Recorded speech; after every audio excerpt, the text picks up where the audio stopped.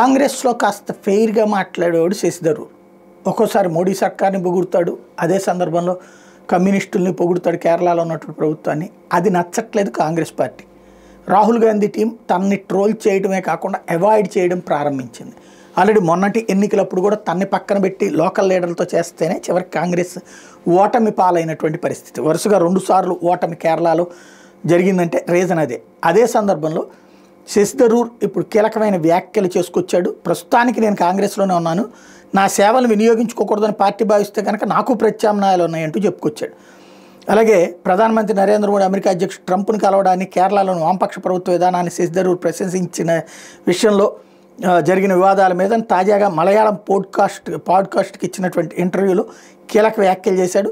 వచ్చేడాది assembly ఎన్నికలు జరగనున్న కేరళలో కొత్త ఓటర్లను ఆకర్షించడం ద్వారా పార్టీని విస్తరించాలని పిలిపించారు. లేకపోతే వరుసగా 3వసారి కేరళలో ప్రతిపక్షంలోనే పార్టీ కూర్చోవాల్సి ఉంటుందని చెప్పి హితబోధ చేశారు. కేరళలో పార్టీకి నాయకత్వం లోపించిందనే తన అభిప్రాయాన్ని పార్టీలోని ఇతర నేతలు సమర్థిస్తున్నారని గుర్తు చేశారు. కేరళ సీఎం పదవికి తాను అర్హుణ్ణని పునరుద్ఘాటించారు. స్వతంత్ర సంస్థలు నిర్వహించిన ఒపీనియన్ పోల్స్ కేరళ కాంగ్రెస్లో తన్నే ముందు వరుసలో నిలిపినట్టు గుర్తు చేశారు. మోడీని వామపక్ష ప్రభుత్వాన్ని ప్రశంసిస్తూ చేసిన వ్యాఖ్యలు వివాదాస్పద నేపథ్యంలో ఈ నెల 18న ఢిల్లీలో పార్టీ అగ్రనేత రాహుల్ గాంధీని శశిధరూర్ కలవడం, గంటన్నర సేపు ఏకాంతంగా జరిగిన ఆ భేటీలో కీలక అంశాలను ఆయన దృష్టికి తీసుకెళ్లానని కూడా శశిధరూర్ చెప్పుకొచ్చారు. పార్టీలో తన పక్కన బిడ్డ మీద ఫిర్యాదు చేశారని ప్రశ్నిస్తే లేదని సమాధానం ఇచ్చారు. దేశ రాష్ట్ర విస్తృత ప్రయోజనాల కోసమే ఆ ప్రశంసలు చేశానని, ఎల్లప్పుడూ పార్టీ ప్రయోజనాల కోసం మాట్లాడడం తన వల్ల కాదంటూ తేల్చి చెప్పేశారు. నేను ఎప్పుడు సంకుచిత రాజకీయ ఆలోచనలతో లేనన్నాడు.